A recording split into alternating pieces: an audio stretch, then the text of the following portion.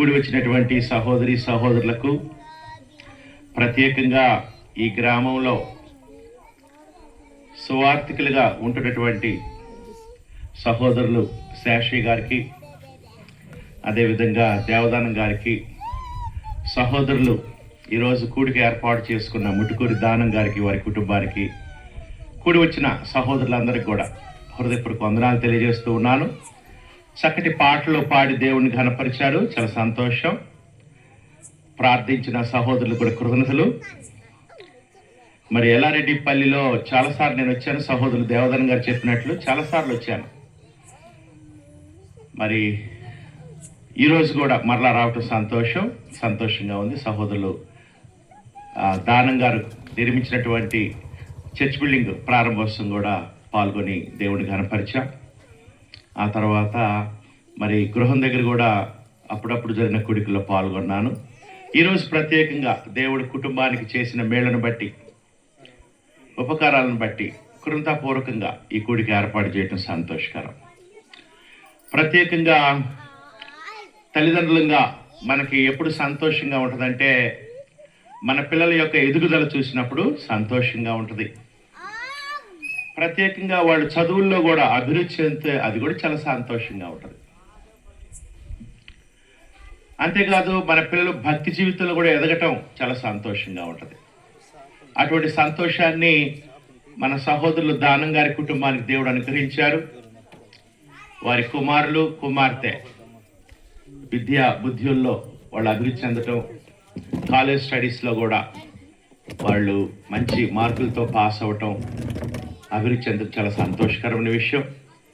అదేవిధంగా మరి వారి తమ్ముడు గారికి కూడా దేవుడు అనుగ్రహించిన కుమార్తెను బట్టి, మరి కుమారుని బట్టి కూడా కృతజ్ఞతలు తెలియజేస్తూ ఉన్నాను. ఎందుకంటే లాస్ట్ టైం నేను వచ్చినప్పుడు ఆయనకు పెళ్లి కాలేదు. పంచాయతీరాజ్ సెక్రటరీలో పనిచేస్తున్నటువంటి సహోదరులకి హృదయపూర్వక వందనాలు. ఈ విధంగా మరి మనం అభివృద్ధి చెందుతూ ఉంటే మన అభివృద్ధి వెనకాల దేవుని దయాహస్తం ఉన్నది. మనం అనుభవించే ప్రతి దీవెన వెనకాల, అభివృద్ధి వెనకాల దేవుని కరుణాహస్తం ఉంది. మనం చూస్తున్న అభివృద్ధిలో, మనం అనుభవిస్తున్న అభివృద్ధిలో, అది పంటలో కానీ, పిల్లల విషయంలో కానీ, మన విషయంలో కానీ, ప్రతి అభివృద్ధి వెనకాల దేవుని దయాహస్తం ఉన్నది. పౌలు గారు అన్నాడు, నేను నాటి తిని అప్పుల్లో నీళ్లు పోసెను, వృద్ధి కలుగు చేసిన వాడు దేవుడు. వృద్ధి కలుగు చేయు దేవునిలోనే గాని నాటు వానిలోనైనా నీళ్లు పోయి వానిలోనూ ఏమీయూ లేదన్నాడు. అందుకని ఈ విధంగా దేవుడు కుటుంబానికి చేసిన అభివృద్ధిని బట్టి ఇటువంటి కూడిక పెట్టుకొని దేవుడిని ఘనపరచడం చాలా సంతోషకరమైన విషయం. ఈ కూడికలో మరి దేవుని యొక్క వాక్యాన్ని వివరించడానికి నన్ను ఆహ్వానించడం కూడా చాలా సంతోషంగా ఉంది. దయచేసి కాసేపు దేవుని మాటలు మనం విందాం. సహోదరులారా, మనిషి జీవితంలో రెండు భాగాలు ఉంటాయి. మనిషి జీవితంలో రెండు భాగాలు. ఒకటి దేవుణ్ణి ఎరగకుండా, దేవుని చిత్తం తెలియకుండా బ్రతికే బ్రతుకు ఒకటి. రెండోది దేవుణ్ణి ఎరిగి ఆయన చిత్తం ఎరిగి బ్రతికే బ్రతుకు ఇంకొకటి. చాలా తేడా ఉంటుంది రెండు జీవితాలకి. దేవుణ్ణి ఎరగకుండా, ఆయన చిత్తం ఎరగకుండా, దేవునికి దూరస్తులుగా బ్రతికే బ్రతుకు ఇష్టానుసారమైన బ్రతుకు. అట్లా కాకుండా దేవుణ్ణి ఎరిగి, దేవుని చిత్తాన్ని ఎరిగి, ఆయన చిత్త ప్రకారం జీవించేటువంటి జీవితం, దేవుని చిత్తానుసారమైన జీవించే జీవితం, అది ఒక శ్రేష్టమైన జీవితం, ఒక ఉన్నతమైన జీవితం. అందుకని జీవితంలో ఒక మలుపు, దేవుణ్ణి ఎరగని జీవితం ఒకటి, ఆయన చిత్తం దేవుణ్ణి ఎరిగిన తర్వాత ఉండే జీవితం వేరుగా ఉంటుంది. ఈ రాత్రి కాలమందు లూకాసు వార్త 1వ అధ్యాయంలో దేవుడు జకరియా ఎలిజబెత్ తల్లిదండ్రులకి, భార్యాభర్తలకి కుమారుని ఇవ్వకముందు వారికి ఎందుకు కుమారుణ్ణి ఇస్తున్నాడో, ఎందుకు వారికి సంతానాన్ని ఇస్తున్నాడో ఒక చక్కటి కారణాన్ని తెలియజేశాడు. లూకాసు వార్త 1వ అధ్యాయము 13వ వచనం చదువుతాను, జాగ్రత్తగా చూడండి. లూకాసు వార్త 1వ అధ్యాయం 13వ వచనం. అప్పుడు ఆ దూత అతనితో, దేవుని దూత చెప్తున్నాడు జకర్యాతో, భర్తతో, జకర్యా భయపడకుము, నీ ప్రార్థన వినబడినది, నీ భార్యని ఎలిజబెత్ నీకు కుమారుని కరును. చెప్తున్నాడు దేవుడు ముందుగానే, నీకు ఒక సంతానాన్ని ఇస్తాను, కుమారుని అనుగ్రహిస్తాను. అతనికి యోహానును పేరు పెట్టుదువు. అతడు ప్రభు దృష్టికి గొప్పవాడై ద్రాక్షరసమైనను మద్యమైనను త్రాగక తన తల్లి గర్భమున పుట్టినది మొదలుకొని పరిశుద్ధాత్మతో నిండుకున్నవాడై ఇశ్రాయేల్లో అనేకులను ప్రభు అయిన వారి దేవుని వైపునకు త్రిప్పును. అది దేవుడిచ్చేటువంటి ఆ శిశువుని దేవుడి లోకంలోనికి అనుగ్రహించడంలో జకరియా ఎలిజబెత్కి దేవుని ఉద్దేశం అంటే నంబర్ 1, అతను ఏం చేయాలంటే ఇశ్రాయేల్లో అనేకులని ప్రభు అయిన వారి దేవుని వైపునకు త్రిప్పాలి. ఒకటి. రెండో పని ఏంటంటే మరియు అతడు తండ్రుల హృదయములను పిల్లల తట్టునకు. రెండోది బాప్తిస్మిచ్చి యోహాను పని ఏంటంటే తల్లిదండ్రుల్ని పిల్లల వైపు, పిల్లల్ని తల్లిదండ్రుల వైపు తిప్పాలి. మూడో పని ఏంటంటే అవిధేయులను నీతిమంతుల జ్ఞానం అనుసరించుటకును త్రిప్పి. అతను మూడో పని ఏంటంటే అవిధేయులు, దేవునికి దూరంగా బ్రతికేవాళ్ళు, ఇష్టానుసారంగా బ్రతికేవాళ్ళు, అటువంటి వారిని దేవుని వైపు తిప్పుతాడు. నాలుగో పని ఏంటంటే ప్రభు కొరకు ఆయుత్తపడి ఉన్న ప్రజలను సిద్ధపరచుటకై, అది ఎవరైతే రక్షణ పొంది దేవునితో సరైన సంబంధం, సహవాసం కలిగి సమాధానం కలిగి బ్రతుకుతారో వాళ్ళని బలపరచడం, ఆయుత్తపరచడం, వాళ్ళని ఇంకా ధైర్యపరచడం, ఇంకా సిద్ధపరచడం. ఆ తరువాత అన్నాడు, ఏలియా యొక్క ఆత్మీయ శక్తి గలవాడే ఆయనకు ముందుగా వెళ్ళను గనుక నీకు సంతోషమును మహా ఆనందమును. ఆ పుట్టే శిశువు నీకేం చేస్తాడంటే తండ్రిగా కన్నందుకు నీకు గొప్ప సంతోషాన్ని, ఆనందాన్ని తెస్తాడు. ఆ తర్వాత చివరిగా ఏం చెప్తున్నాడు చూడండి, అతడు పుట్టినందున, ఈ లోకంలోనికి అతడు పుట్టడం వలన అనేకులు సంతోషించుతారు. అది మన జీవిత రహస్యం, అది మన జీవిత పరమార్థం. నీవు లోకంలోనికి ఎందుకు పుట్టావంటే అనేకులకు సంతోషాన్ని కలుగు చేయటానికి. అది దేవుని ఉద్దేశం.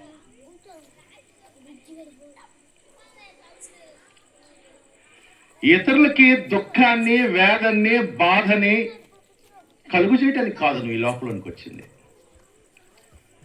నిన్ను దేవుడు ఎందుకు ఈ లోకంలో పుట్టించాడంటే నీవు అనేకులకు సంతోషాన్ని తీసుకొచ్చే విధంగా ఉండటానికి దేవుడు నిన్ను ఈ లోకంలోనికి, నిన్ను నన్ను పంపించాడు. అది గుర్తుపెట్టుకోండి, అది జీవిత పరమార్థం. నేను ఈ లోకంలో ఉన్నప్పుడు దేవుని చిత్తం ఏంటో తెలుసుకొని అనేకులకు ఏం తేవాలి, నేను సంతోషాన్ని తీసుకున్నాను.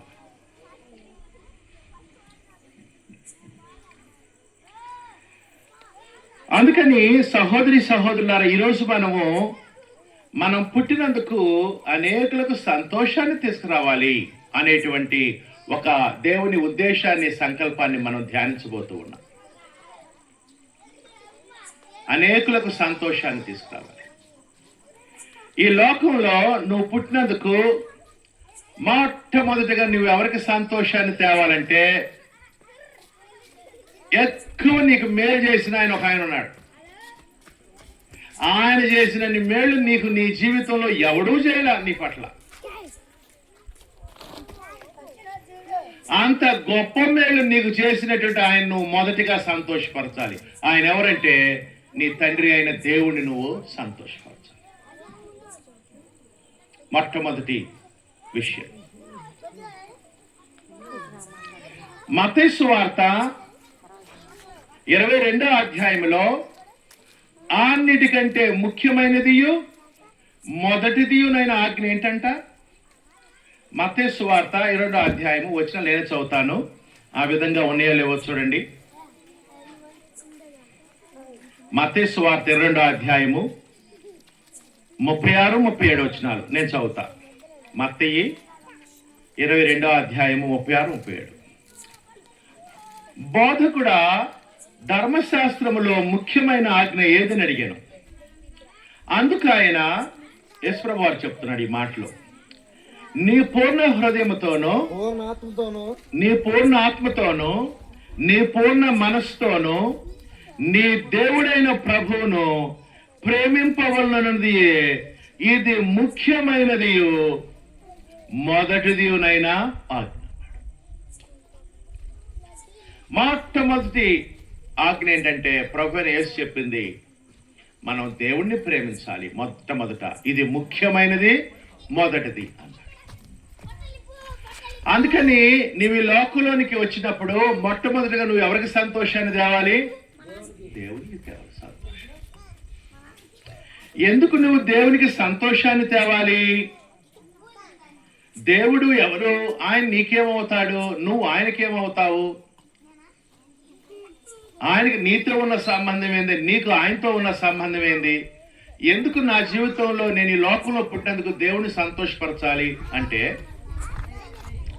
మొట్టమొదటిగా దేవుడు ఎవరంటే నీ సృష్టికర్త.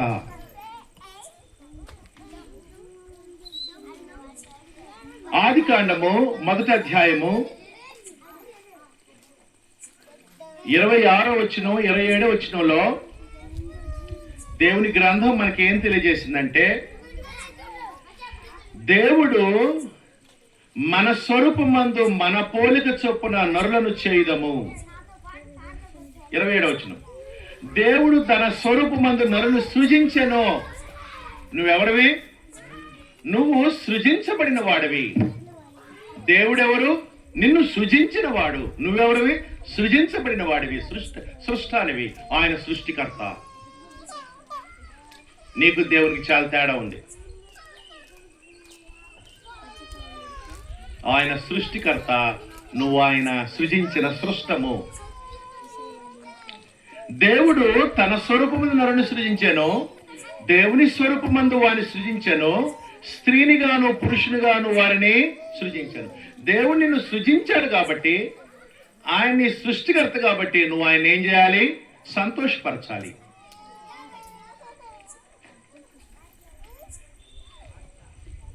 దేవుడు ఎవరు? అపోస్తల కార్యములు. నీకు దేవునికి ఎట్లాంటి సంబంధం ఉంది? నువ్వు ఆయనకేమవుతావు, ఆయన నీకేమవుతాడు?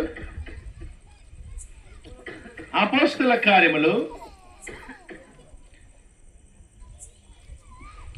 17వ అధ్యాయము, అపోస్తల కార్యం 17వ అధ్యాయము 28, 29 వచనాలు. మనం ఆయన యందు బ్రతుకుచున్నాము, చలించుచున్నాము, ఉనికి కలిగి ఉన్నాము. అటువలే మనం ఆయన సంతానమని మీ కవిశ్వరులో కొందరును చెప్పుచున్నారు. కాబట్టి మనము దేవుని సంతానమై ఉండి, దేవుడెవరు? మన తండ్రి. నువ్వు ఆయనకేమవుతావు? ఆయన సంతానము.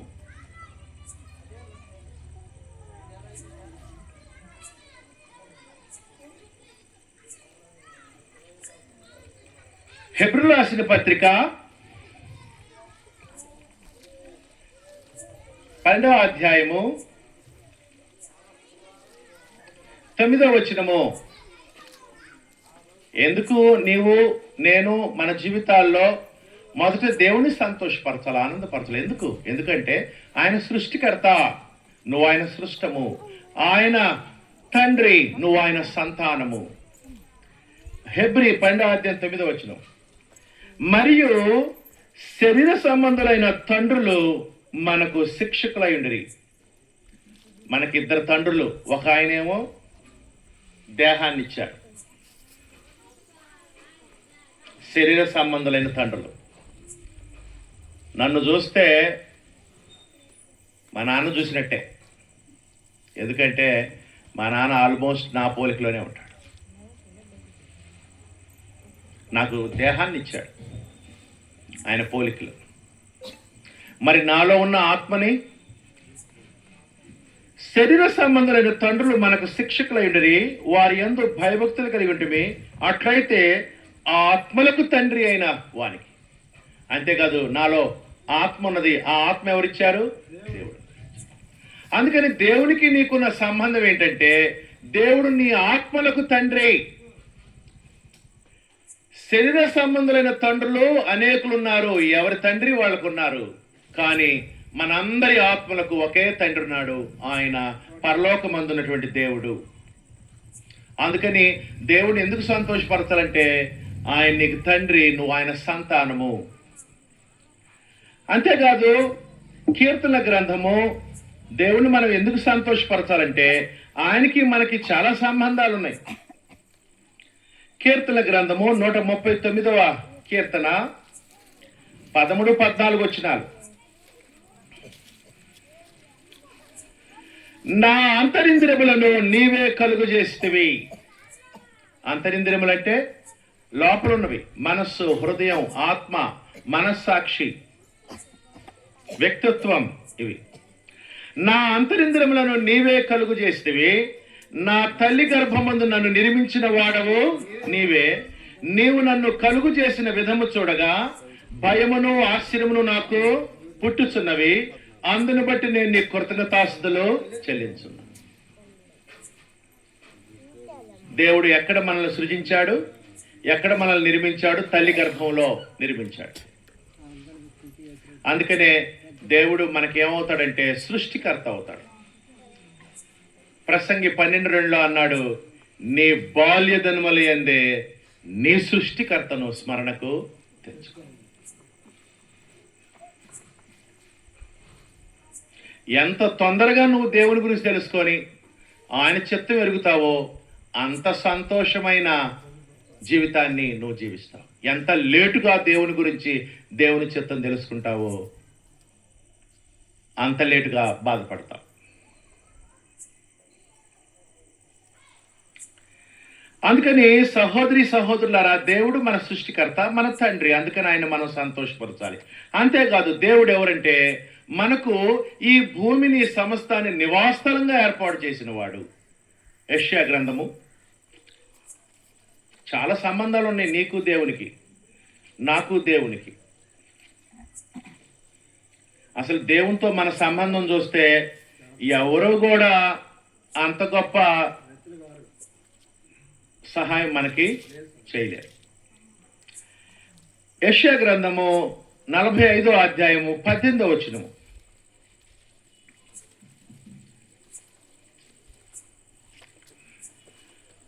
దేవుడు ఏం చేసినట్టు మనకి 18వ వచనం.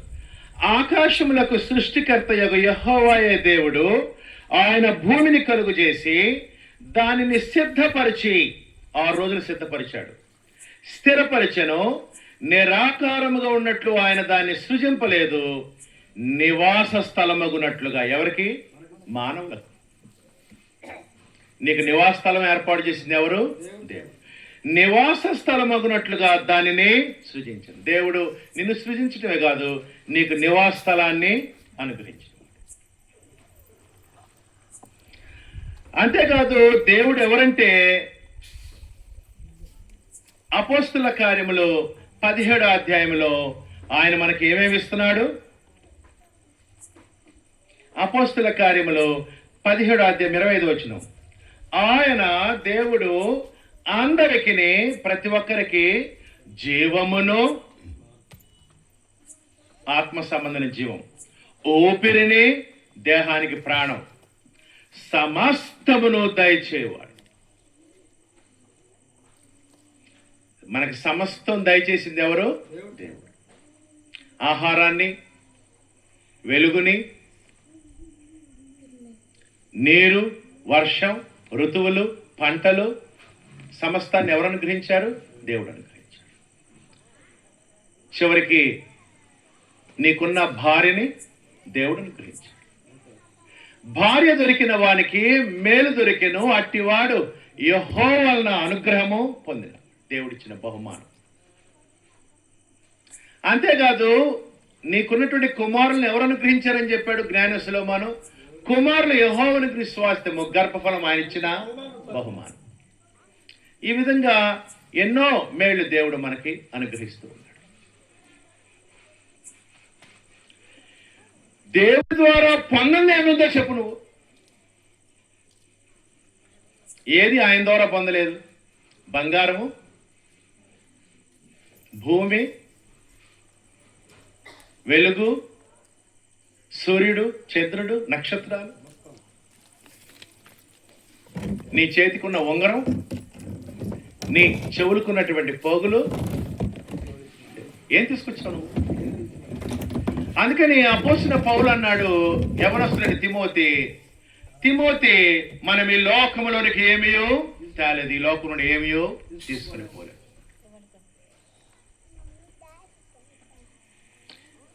బాధాకర విషయం ఏంటంటే ఆ విషయం మనిషికి చాలా లేటుగా అర్థమైంది. చచ్చినప్పుడు తెలుస్తుంది ఆ విషయం. అది ముందే తెలుసుకుంటే వేరుగా ఉంటుంది జీవితం. అందుకని దేవుడు మనకు సమస్తాన్ని అనుగ్రహిస్తున్నాడు కాబట్టి మనం ఏం చేయాలి? ఆయన్ని సంతోషపరచాలి, ఆయన ఆనందపరచాలి. దేవుణ్ణి ఎలా సంతోషపరుస్తావు, ఆనందపరుస్తావు అంటే ఎలా ఆనందపరుస్తావు అంటే, నా పట్ల ఆయన ఉద్దేశం ఏంటి, ఈ లోకంలో నన్ను దేవుడు సృజించడం ఆయన ఉద్దేశం ఏంటో తెలుసుకొని ఆ ఉద్దేశాన్ని నెరవేర్చడం ద్వారా దేవుణ్ణి మనం సంతోషపరచవచ్చు. దేవుణ్ణి ఎలా సంతోషపరుస్తాం? సమూయేలు మొదటి గ్రంథం 15వ అధ్యాయము 22వ వచనము.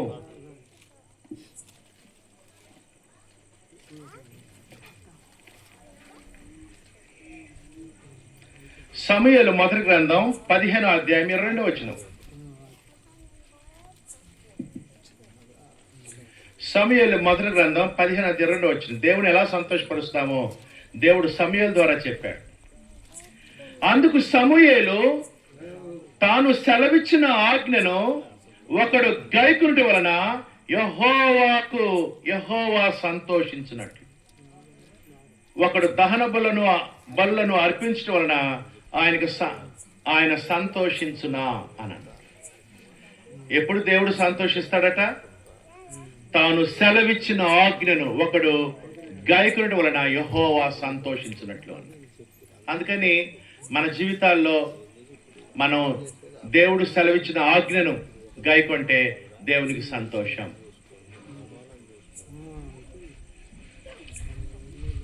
దేవుని సంతోషపరచవలసిన అవసరం ఉంది. అంతేకాదు దేవునికి ఎప్పుడు సంతోషం అంట? అపోస్తలుడైన పౌలు తెస్సలోనికీయులకు రాసిన మొదటి పత్రిక 4వ అధ్యాయము మొదటి 2 వచనాలు.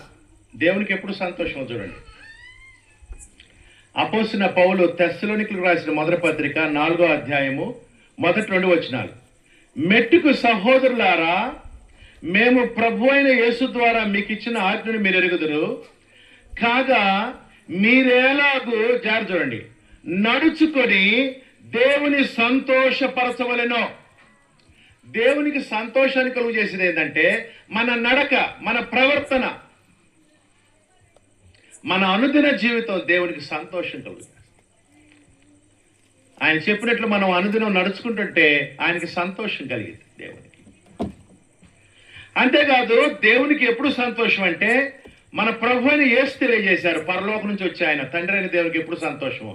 లూకాసు సువార్త 15వ అధ్యాయము 7వ వచనం. లూకాసు సువార్త 15:7. అటువలే మారు మనస్సు అక్కర్లేని 99 మంది నీతిమంతుల విషయమై కలుగు సంతోషము కంటే మారు మనస్సు పొందు ఒక్క పాపి విషయమై పరలోకమందు ఎక్కువ సంతోషము కలుగును. ఎప్పుడు దేవునికి సంతోషం? మారు మనస్సు పొందినప్పుడు, మనస్సు మార్చుకున్నప్పుడు. ఎప్పుడైతే నీ మనస్సు మారిద్దో అప్పుడు నీ ఆలోచనలు మారుతాయి, నీ మాటలు మారుతాయి, నీ నడక ప్రవర్తన కూడా మారిపోతుంది. నువ్వు మనస్సు మార్చుకున్నప్పుడు దేవునికి సంతోషం. దేవునికి ఎప్పుడు సంతోషం అంటే యెహెజ్కేలు గ్రంథం 18వ అధ్యాయము 23వ వచనం. దేవునికి సంతోషం కలుగు చేసేవి. యెహెజ్కేలు గ్రంథం 18వ అధ్యాయం 23వ వచనం.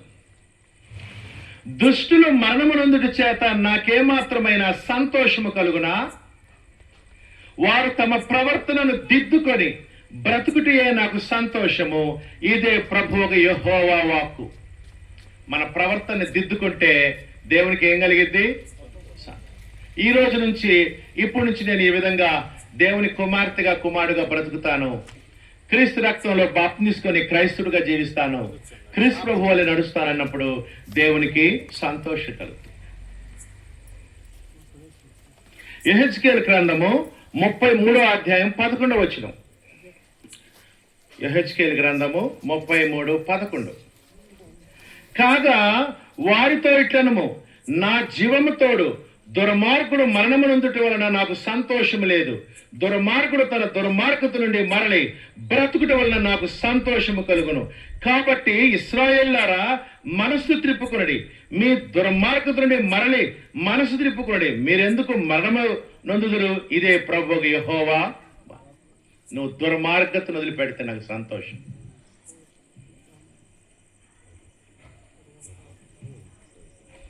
అందుకని సహోదరి సహోదరులారా, మన జీవితంలో మనం పుట్టిన దేనికి? అనేకులకు సంతోషం. అతడు పుట్టినందుకు అనేకులకు సంతోషము కలుగు. నీవు పుట్టినందుకు మొట్టమొదటి ఎవరు సంతోషపరచాలి? దేవుడు. ఎందుకంటే దేవుడు సృష్టికర్త, నువ్వు ఆయన సృష్టము, ఆయన తండ్రి, నువ్వు ఆయన సంతానము. ఆయన నీకు నివాసస్థలం ఏర్పాటు చేసిన వాడు. నీ యొక్క జీవనానికి, ఊపిరికి, సమస్తానికి ఆయన మూలం. కాబట్టి ఆయన సంతోషపరచవలసిన వాడవై ఉండాలి. దేవుడిని మనం ఎప్పుడు సంతోషపరుస్తామంటే, దేవుడు మనకిచ్చినటువంటి బాధ్యతల్ని మనం నిర్వర్తించినప్పుడు దేవుణ్ణి సంతోషపరుస్తాం. ఈ లోకంలోనికి మనం ఎలా ప్రవేశిస్తామంటే, మొట్టమొదటిగా కొడుగ్గా, కూతురుగా ప్రవేశిస్తాం. నీవు కొడుకుగా, కూతురుగా ప్రవేశించినప్పుడు దేవునికి ఎప్పుడు సంతోషం? పిల్లలారా, మీ తల్లిదండ్రులకు విధేయులైనడి. అప్పుడు దేవునికి సంతోషం. ఆ తర్వాత దేవుడు నీకు ఆయుష్, ఆరోగ్యం ఇస్తే నువ్వు ఎదిగి వయసు వచ్చి ఏం చేస్తావంటే, కుమార్తెగా ఉన్న నీవు భర్తగా, భార్యగా, కుమారుడుగా ఉన్న నీవు భర్తగా దేవుడు నిన్ను అభివృద్ధిపరుస్తాడు. అప్పుడు నువ్వు భర్తగా దేవుని యొక్క చిత్తం ఏంటో నెరవేర్చాలి, భార్యగా దేవుని యొక్క చిత్తం ఏంటో. భర్తలారా, మీ భార్యలను ప్రేమించండి. భార్యలారా, మీ భర్తలకు లోబడి ఉండండి. దేవుని చిత్తం నెరవేర్చినప్పుడు మనం భూలోకంలో దేవుణ్ణి సంతోషపరుస్తాం. ఆ తర్వాత దేవుడు నీకు ఆయుష్, ఆరోగ్యం ఇచ్చి నీ యొక్క వైవాహిక సంబంధాన్ని దీవించి కుమారులు, కుమార్తెలు ఇచ్చావనుకో, అప్పుడు నువ్వేమవుతావు? భార్య కాస్త తల్లి అయిద్ది, భర్త కాస్త తండ్రి అవుతాడు. తల్లిదండ్రులుగా దేవుణ్ణి మహింపరచాలి. తండ్రులారా, మీ పిల్లల కోపం రేపక ప్రభు శిక్షలో, బోధలో వారిని ప్రేమించండి.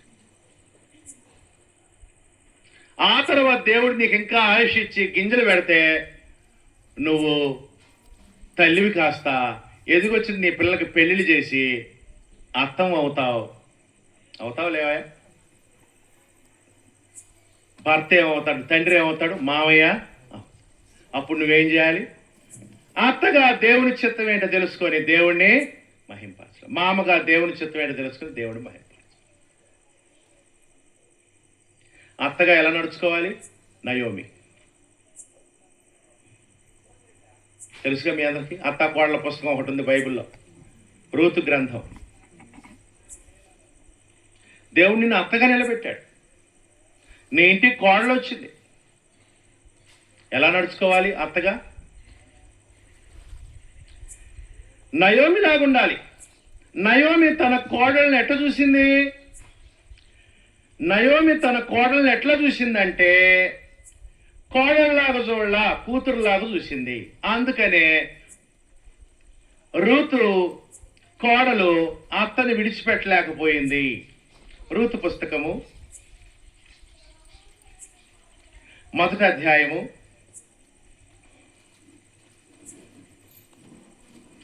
నయోమి తన కోడల్ని ఎలా చూసింది? రూతు పుస్తకము 1వ అధ్యాయం 11వ వచనం. నయోమి, నా కుమార్తెలారా మీరు మరలుడి, నాతో కూడా మీరు రానేలా అని అనింది. అక్కడే 13వ వచనం, నా కుమార్తెలారా అది కూడదు అని పిలిచింది. ఈ విధంగా అత్త కోడలు ఎలా చూసిందంటే కూతురులాగా చూసింది. చూసేలేకే కోడలు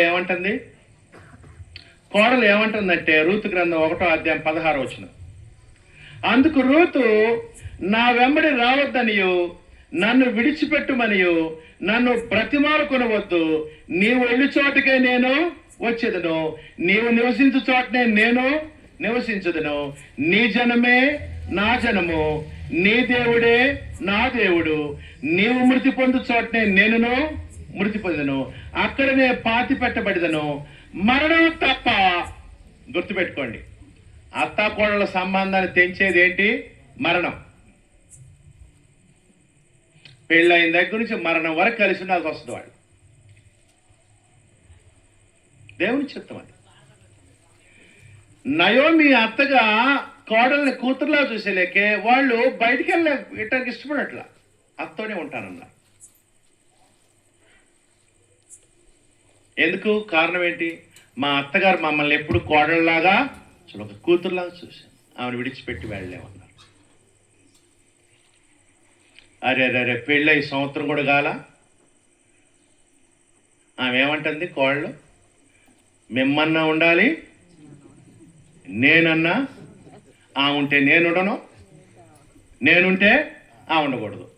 ఏమన్నాడు దేవుడు? మరణము తప్ప మరి ఏదైనా నిన్ను నన్ను అత్త కోడల సంబంధం తెంచేది ఏంది? మరణం. ఎవరేసారు ఈ బంధాలన్నీ?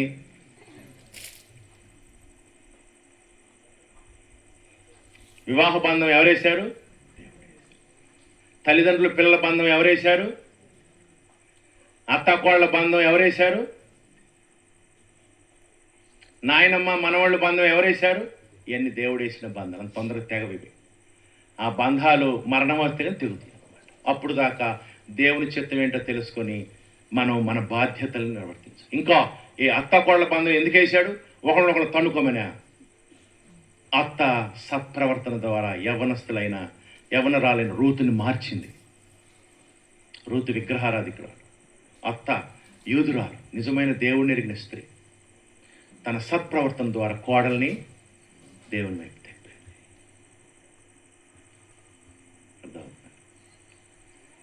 అంతేకాదు రూతు కూడా ఏం చేసింది? రూతు కోడలు ఎట్టుండాలి? ఏమంది కోడలు ఏం చేసింది? రూతు తన అత్త వృద్ధాప్యంలో ఉంటే, తన అత్త ముసల్తనంలో ఉంటే, విధవరాలుగా ఉంటే పోషించింది కోడలు. అది యవనస్తులైన కోడల బాధ్యత. అట్టా గనక నువ్వు లేవనుకో, ఆ విశ్వాసం కంటే చెడ్డదాని అన్నాడు.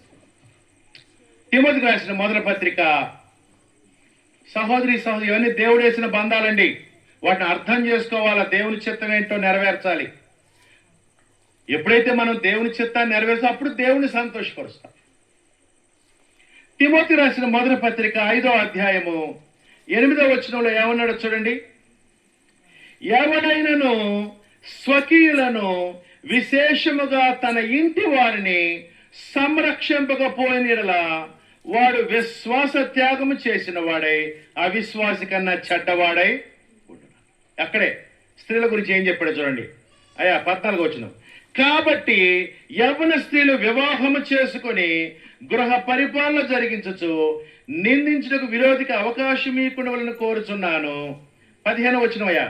విశ్వాసురాలైన ఏ స్త్రీ ఇంటైనను విధవరాండ్రుని ఎడల. నువ్వు క్రైస్తవురాలివి, యవనస్తురాలివి, నీ ఇంట్లో ఎవరుంటారు? విధవరాలు ఉంటారు. అత్త రూపంలోనూ అమ్మ రూపంలోనూ ఉంటారు. విధవరాండ్రు ఉంటారు, వృద్ధులు ఉంటారు. ఎవరు చూడాలి వాళ్ళని? ఎవరు చూడాలి? అత్తని వాళ్ళే చూడాలి. అదే మరి ఇక్కడ చెప్తుంది. విశ్వాసురాలను ఏ స్త్రీ ఇంటనైనను విధవరాండ్రుని ఎడల సంఘము నిజముగా అనాథులైన విధవరాండ్రుకు సహాయం చేయుటకై దాని మీద భారము లేకుండా ఆమెయే ఈ యవనస్తురాలైనటువంటి కోడలు వీరికి విధవరాండ్రకు వృద్ధులకి సహాయం చేయ. దానికి ఒక చక్కటి ఉదాహరణ ఎవరు? Ruth, Naomi.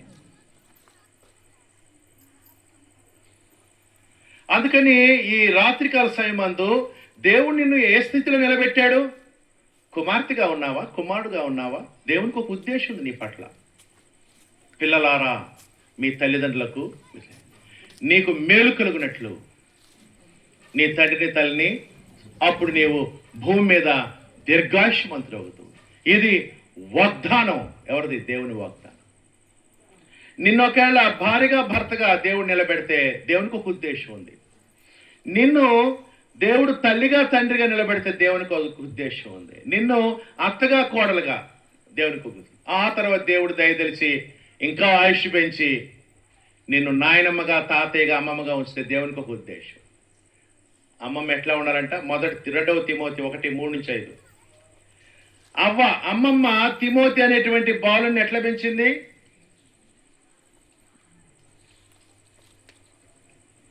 పౌలు చెప్తున్నాడు తిమోతితో, ఆ విశ్వాసము తిమోతి, నీలో ఉన్నటువంటి మంచి విశ్వాసము మొదట నీ అవ్వయైన లోయలోను, నీలో ఉన్న ఆ మంచి భక్తిలోని విశ్వాసం మొదట ఎవరిలో ఉంది? మీ అమ్మమ్మలో ఉంది. నీ తల్లి, నీ అవ్వయైన లోయలోను, నీ తల్లి అయిన నీకులోను ఉన్నది. అది నీ యందు సహా ప్రవహిస్తుంది అన్నాడు. అందుకని నాయనమ్మలుగా అమ్మమ్మలుగా ఉంచడం దేవుని ఉద్దేశం ఏంటి? పిల్లలకి చిన్నప్పటి నుంచి పాటలు నేర్పించడం, ప్రార్థన నేర్పించడం, దేవుని విషయాలు తెలియజేయటం. ఎక్కడ నేర్చుకున్నాడు? దేవుని వాక్యాన్ని తిమోతి వాళ్ళ అమ్మమ్మ దగ్గర, వాళ్ళ తల్లి దగ్గర నేర్చుకున్నాడని చెప్పాడు. చూడండి అక్కడే 2 తిమోతి 3:14-15. క్రీస్తు యేసునందు ఉంచవలసిన విశ్వాసము ద్వారా రక్షణార్థమైన జ్ఞానము నీకు కలిగించుటకు శక్తిగల పరిశుద్ధ లేఖనములను బాల్యము నుండి నీవు ఎరుగు. చిన్నప్పుడు తెలుసు అంట దేవుని యొక్క వాక్యం. నీవు నేర్చుకొని రూఢి అని తెలుసుకున్నవి ఎవరి వల్ల నేర్చుకుంటావో. ఎవరి వల్ల నేర్చుకున్నాడు? లోయి అమ్మమ్మ దగ్గర, తల్లి దగ్గర నేర్చుకున్నాడు. ఆ విధంగా దేవునికి ఒక ఉద్దేశం ఉంది. ఆ ఉద్దేశాన్ని మనం నెరవేర్చాలి. వృద్ధాప్యంలో ఉన్నావు, దేవుని ఉద్దేశం ఏంటి నీ పట్ల గ్రహించాలి. ఆ ఉద్దేశాన్ని నెరవేర్చాలి. ఈ విధంగా దేవుణ్ణి మనం సంతోషపరచాలి. దేవుడు మనకిచ్చిన బాధ్యతలు నిర్వర్తిస్తాడు. కానీ మానవులు ఏం చేశారు? దేవుని సంతోష పెట్టడం తర్వాత సంగతి, ఆయనకు దుఃఖాన్ని కలుగు చేశారు. ఆదికాండము 6వ అధ్యాయంలో మానవ జాతి దేవుని సంతోష పెట్టాల్సింది పోయి, దేవుని సంతోష పెట్టడానికి దేవుడు సృజిస్తే, దేవుని సంతోష పెట్టడానికి దేవుడు సమస్తాన్ని అనుగ్రహిస్తే, దేవుని సంతోష పెట్టడానికి దేవుడు నివాసస్థలం ఏర్పాటు చేస్తే, దేవుని సంతోషపరిచిన దేవుడు కుటుంబాన్ని ఇస్తే, మనిషి ఏం చేశాడంట? ఆదికాండము 6వ అధ్యాయము 5-7. నరుల చెడుతనము భూమి మీద గొప్పదనియు, వారి హృదయం యొక్క తలంపులను ఊహాంతయు ఎల్లప్పుడూ కేవలము చెడ్డదనియు యెహోవా చూచి తాను భూమి మీద నరులను చేసినందుకు యెహోవా సంతాపం నుండి తన హృదయంలో నొచ్చుకున్నాడు. బాధ కలిగింది. అరే అసలు నేను పుట్టించింది ఎందుకు? సంతోషాన్ని కలుగు చేయాలని దేవుడు నిన్ను సృజిస్తే నువ్వేం చేసావు? దేవునికి దుఃఖాన్ని మిగిల్చావు. ఈ మాట గుర్తుపెట్టుకోండి. దేవుణ్ణి దుఃఖపరిచేవాడు ఎవ్వడి సంతోషపరచలేడు. నీవు దేవుణ్ణే సంతోషపరచలేదు, ఇంకెవరిని సంతోషపరుస్తావు? నీ జీవానికి, ఊపిరికి, సమస్త ఆశీర్వాదాలకి మూలమైన దేవుణ్ణి నువ్వు సంతోషపరచుకుని బతుకుతున్నావు. ఎవరు నీ వల్ల సంతోషాన్ని అనిపిస్తారు? నీ సృష్టికర్తనే నువ్వు సంతోషపరచినప్పుడు. సహోదరి సహోదరులారా, మనం అలా ఉండకూడదు. దేవుని సంతోషపరిచేవారుగా ఉండాలి. మలాకి పుస్తకంలో ఇశ్రాయేలు దేవునికి ఏం కలుగు చేశారంట? ఆయాసం కలుగు చేశారంట. మలాకి పుస్తకము 2వ అధ్యాయము 17వ వచనం.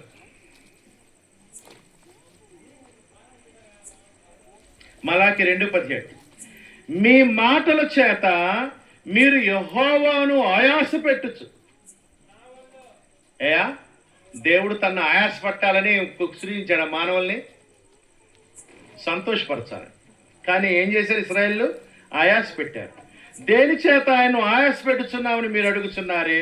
దుర్మార్గులు యెహోవా దృష్టికి మంచివారు, వారి యందు ఆయన సంతోషపడను, లేక న్యాయకర్తకు ఈ దేవుడు ఏమాయనని చెప్పుకుంటూ చేతనే మీరు ఆయనకు ఆయాస పెట్టుచున్నారు.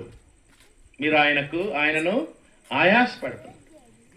నువ్వు ఇంతకు దేవుణ్ణి నొప్పిస్తున్నావా, ఆయాస పెడుతున్నావా, దుఃఖ పెడుతున్నావా, సంతోష పెడుతున్నావా? ఆలోచించు ఒకసారి.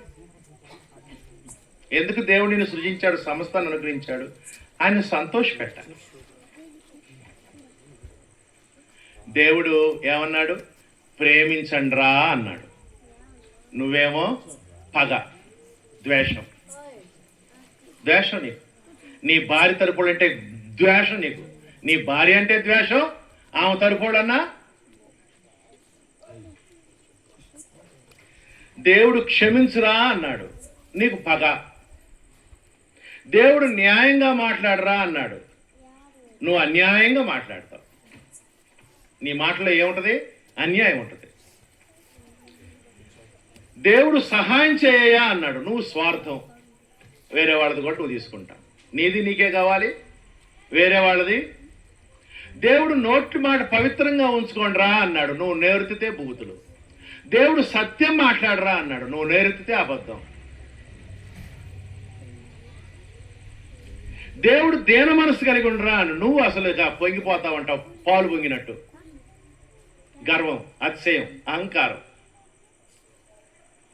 ఈ లోకానికి ఏమి తీసుకురానప్పటికీ, ఈ లోకం నుంచి ఏమి తీసుకెళ్ళినప్పటికీ మట్టి అయిపోతావు నువ్వు. అయినా కానీ అహంకారంగా మాట్లాడతావు.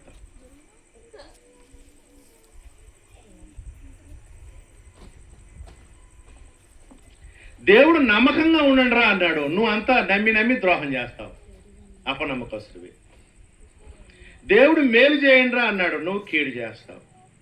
దేవుడు దయ చూపిస్తురా అన్నాడు, నువ్వు ఎంత క్రూరుడు ఇంకోడున్నాడు, క్రూరత్వంగా మాట్లాడతావు. అంత క్రూరత్వమనేది.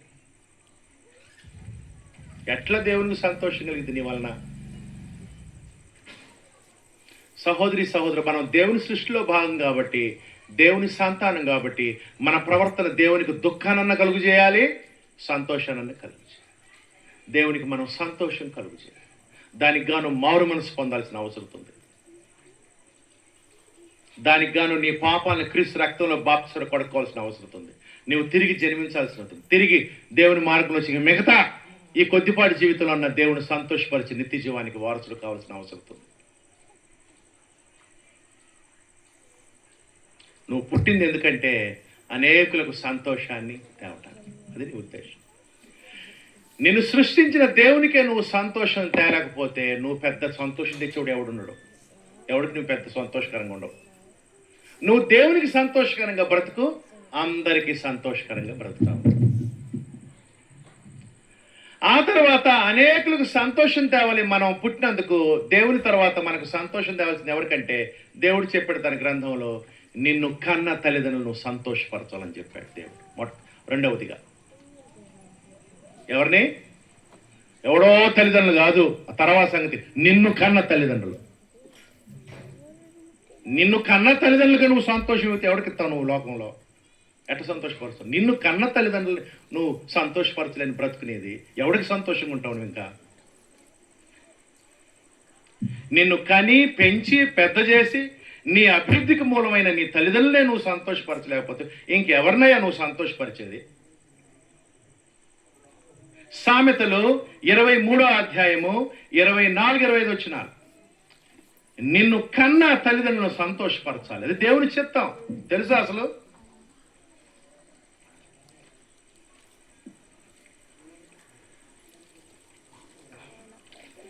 సామెతలు 23వ అధ్యాయము 24-25.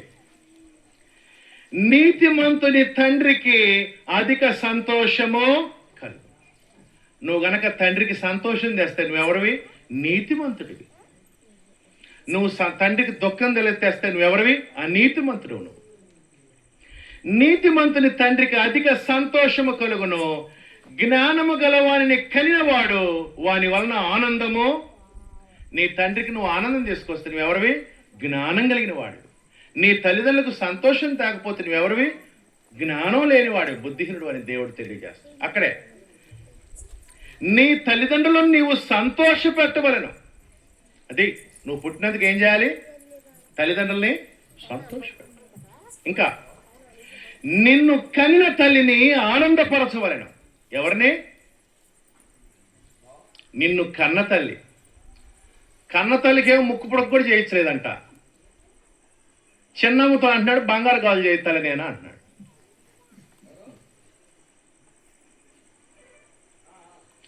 నిన్ను కనిన తల్లిని ఏం చేయాలి? నువ్వు ఆనందపరచున్నది దేవుని ఉద్దేశం. అందుకు నువ్వు పుట్టింది.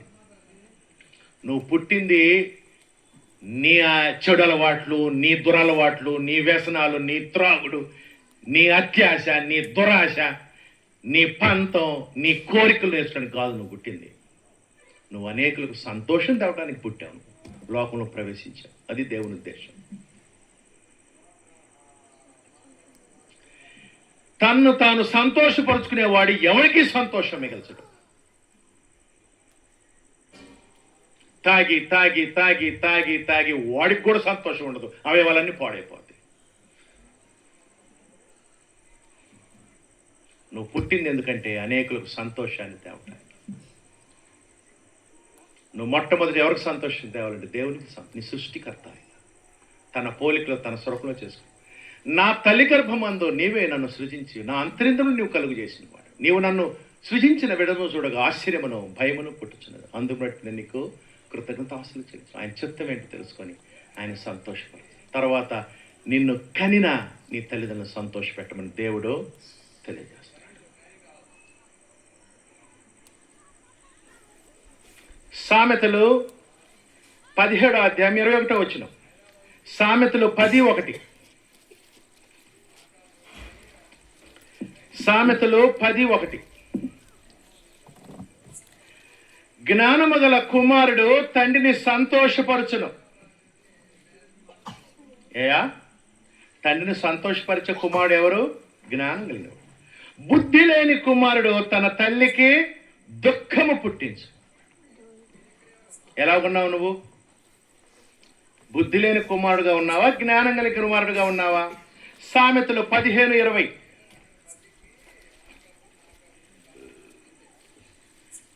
15:20. జ్ఞానము గల కుమారుడు తండ్రిని సంతోషపెట్టును, బుద్ధిహీనుడు తన తల్లిని తిరస్కరించు.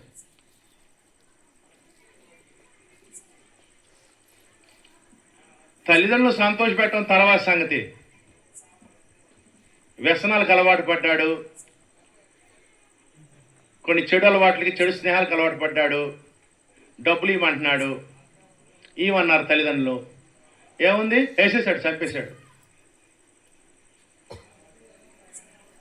అప్పులు పాలయ్యాడు వ్యసనాల వలన, చెడు అలవాట్లు, చెడు స్నేహాల వలన. ఒక ఇల్లు, ఒక్కగానొక ఇల్లు, అది అమ్మ అంటున్నాడు. తండ్రి ఏమంటున్నాడు? నేను అమ్మను రా అంటున్నాడు. ఎందుకంటే ఇది ఒక్కటే కదరా మనకు నివాసం, ఇంకెక్కడ ఉంటామని. చూశాడు, ఉదయాన్నే నిద్రపోతున్నాడు తండ్రి, వేసేసాడు, అయిపోయింది. లేరా ఉన్నా. అసలు ఎందుకు నిన్ను పుట్టించింది? తల్లిదండ్రులకు సంతోషం తెస్తామని పుట్టిస్తే వాళ్ళ ప్రాణం తీయడానికి పుట్టావు. నువ్వు దేనికి పుట్టావు? వాళ్ళ ప్రాణం తీయడానికి అన్నారు నిన్ను కని పెంచి పెద్ద చేసింది ఎందుకు? చంపించుకోవడానికి నీ చేతుల్లో. అదే దేవుని చిత్తం, అదే దేవుని ఉద్దేశం, ఇదా జీవితం. నిన్నెందుకు పుట్టించాడు? అతను పుట్టినందుకు అనేకులకు సంతోషం. సామెతలు 17:21.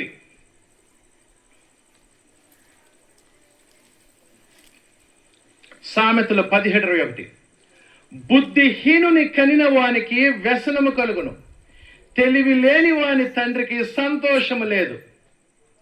అక్కడే 25వ వచనం. బుద్ధిహీనుడవు కుమారుడు తన తండ్రికి దుఃఖము తెచ్చును, తన్ను కనిన దానికి అట్టి వాడు బాధ కలుగుజే. ఒక్కొక్క కొడుకు ఏం చేస్తాడు తెలుసా? తల్లిదండ్రులకు సంతోషం కాదు. తల్లిదండ్రులు బతుకున్నప్పుడే బాగా తాగి అలవాటు పడి స్పీడ్గా పోయి లారీనో గోరినో ఆగి ఉన్నదాన్ని తాగినోడికి తెలియదు. తాగున్న వాళ్ళకి రివర్స్లో కనపడుతుంటాయి అన్నీ. ఆగింది పోతున్నట్టు, పోతుంది ఆగినట్టు. అర్థమవుతుందండి?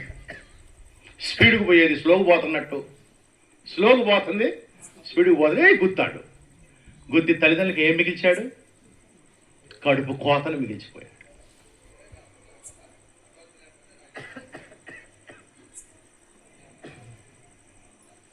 అందుకని సహోదరులరా, దేవుని చిత్తం తెలుసుకోవాలి, దేవుని ఉద్దేశం తెలుసుకోవాలి, దేవుని సంకల్పం ఏంటి నీ పట్ల తెలుసుకోవాలి.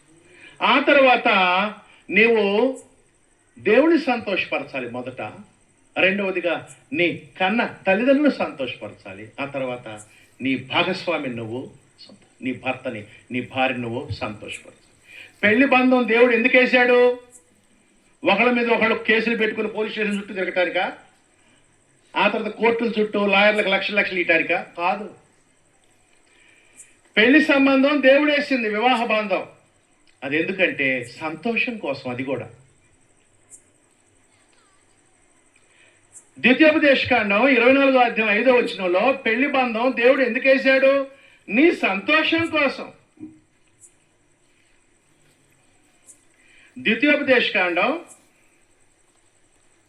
24వ అధ్యాయము 5వ వచనం. ఒకడు క్రొత్తగా ఒకదాన్ని పెళ్లి చేసుకుని సేనలో చేరిపోకూడదు. అతని పైన ఏ వ్యాపార భారమును మోపకూడదు. ఏడాది వరకు తీరికగా అతడు తన ఇంట ఉండి తాను పరిగ్రహించిన భార్యను సంతోషపెట్టవలను. అది సంతోషం కోసం వివాహం. పరమగీతాలు 3:11. వివాహం ఎందుకు? సంతోషం కోసం. పరమగీతాలు 3:11. సియోను కుమార్తెలారా వేంచేయుడి, కిరీటము ధరించిన సొలొమోను రాజును చూడుడి. వివాహ దినమున అతని తల్లి అతనికి పెట్టిన కిరీటము చూడుడి. వివాహం రోజున తల్లి ఏం చేసింది? వెతికి వెతికి వెతికి మంచి భార్యను సొలొమోనుకి ఏర్పాటు చేసింది. ఆ కిరీటం, తల్లి పెట్టిన కిరీటం ఏంటంటే భార్య, యోగ్యురాలు తన పెనిమిటికి కిరీటం. వివాహ దినమున అతని తల్లి అతనికి పెట్టిన కిరీటము చూడుడి. ఆ దినము ఏ దినం? వివాహ దినం. ఆ దినము అతనికి బహు సంతోషకరము. వివాహం దేనికోసం? సంతోషం కోసం దేవుడు ఏర్పాటు. సామెతలు 5:18. కానీ మనిషి ఆ బంధాన్ని కూడా ఏం చేశాడు? దుఃఖకరంగా మార్చుకుంటూ ఉన్నాడు. సామెతలు 5:18, 18-19. నీ ఊట దీవెనందును నీ యవన కాలపు భార్య యందు సంతోషింపుము. ఆమె అతి ప్రియమైన లేడి, అందమైన దుప్పి. ఆమె రొమ్ముల వల్ల నీవు ఎల్లప్పుడూ తృప్తి పొందువు. ఆమె ప్రేమ చేత నిత్యము బద్ధుడవై. ఇది దేవుడు సంతోషం కోసం వివాహ బంధం వేసి. భార్యాభర్తలకి బాధ్యతలు నీ దేవుడు ఏర్పాటు చేసిన బాధ్యత, దాన్ని నెరవేర్చాలి. ఎప్పుడు దాకా ఉంటుంది ఈ బంధం? చనిపోయిన దాకా ఉంటుంది భార్యాభర్తల బంధం. దేనికి వేశాడు? సంతోషం కోసం. అందుకని భార్య ఏం చేయాలి? నేను నా భర్తని ఎలా సంతోషపరచాలని ఆమె ఆలోచిస్తూ ఉండాలి. భర్త ఏం చేయాలి? నేను నా భార్యని ఎలా సంతోషపెట్టాలని ఆలోచిస్తాను. ఆ ఆలోచన ఉంటే చాలా సాఫీగా ఉంటుంది కుటుంబం. అట్లా కాకుండా నీ వ్యసనాలు, నీ చెడు అలవాట్లు, నీ యొక్క చెడు స్నేహాలు, దురలవాట్లు, ఇట్లా మత్తు పదార్థాలు గడవబడి నీవు నీ ఆనందమే చూసుకుంటా ఉంటే నువ్వు ఎవరిని సంతోషపరచలేవు ఈ లోకం. చివరికి నిన్ను నువ్వు కూడా సంతోషపరచుకోకుండా ఎగిరిపోతావు. భార్యని సంతోషపెట్టమన్నాడు, భర్తను సంతోషపెట్టమన్నాడు. ఆ బంధమే సంతోషం కోసం. ఈ మధ్య మరీ దారుణం. భార్య అంట డ్రమ్ములో భర్తను చంపి డ్రమ్ములో వేసి మూత పెట్టిందంట. దాని మీద సిమెంట్ ప్లాస్టింగ్ వేసింది మొత్తం. అయ్యా వాసన రాకుండా, మేస్త్రి కదా, వాసన ఒకళ్ళనొకళ్ళు చంపుకోండి. అదే దేవుని ఏర్పాటు, దేవుని ఉద్దేశం. దేవుడు ఒకరికొకరు సంతోషం కోసం ఆ ఆనంద సంబంధంలో కుమార్తెలు కానీ యవన వయసులో దేవుని మహిమ కొరకు పెంచాలి. అంతేకాదు భార్య తన సత్ప్రవర్తన భర్తను మార్చుకోవాలని, భర్త తన సత్ప్రవర్తన భార్యను మార్చుకోవాలి. ఇద్దరు విశ్వాసయాత్రలో ముందుకి వెళ్ళాలి, దేవుని యొక్క ఉద్దేశం, సాటిన సహాయంగా. కానీ మనుషులు ఏం చేస్తున్నారంటే పోలీస్ స్టేషన్ల చుట్టూ ఏం పెట్టిందేమో కేసు, మా ఆయన కొట్టాడు, మా అత్త కొట్టింది, మా మరదళ్ళు తన్నారు అని ఏమే గీసుకొని అదిగో అని వాళ్ళు. అతను ఏం చేశాడు, మా బావలో కొట్టారు, మా బావర్తలు తన్నారని ఏళ్ళు వాళ్ళు అబద్ధాలు చెప్పుకొని ఒకళ్ళ మీద ఒకళ్ళు పోలీస్ స్టేషన్ల చుట్టూ కోర్టుల చుట్టూ తిరుగుతూ సంతోషాన్ని ఏం చేస్తున్నారు, దుఃఖకరంగా మార్చు. దేవుడు మంచి ఏర్పాటు చేస్తూ ఉంటాడు, మనిషి దాన్ని ఏం చేస్తుంటాడు, పాడు చేస్తూ ఉంటుంటాడు.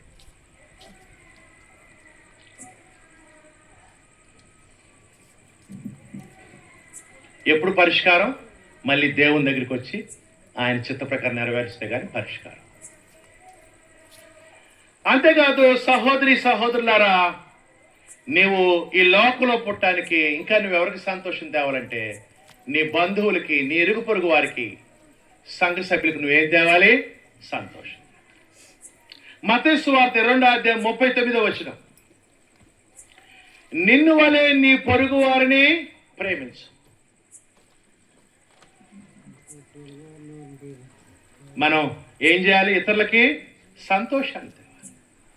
నీ పక్కింటి వాళ్ళకి, నీ పొరుగు వాళ్ళకి, నీ బంధువులకి కంటిలో నలుసుగా,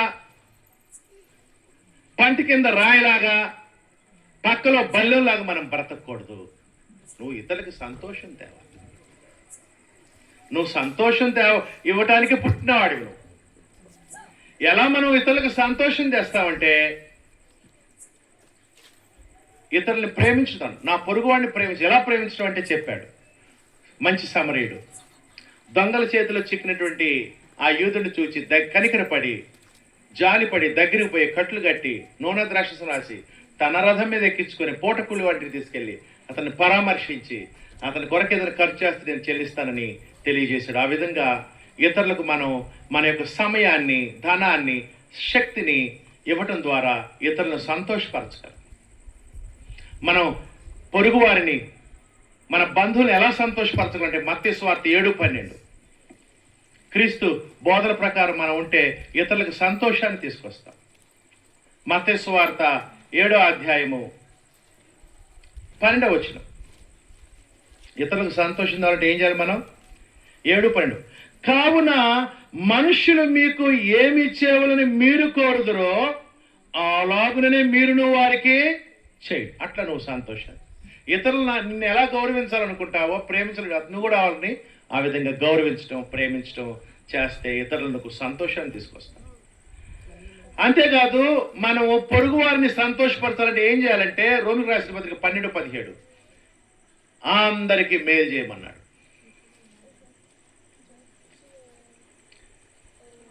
మనం పొరుగు వారికి, ఇతరులకి సంతోషాన్ని తేవాలంటే 1 పేతురు 2:17 అందరినీ గౌరవించమన్నాడు.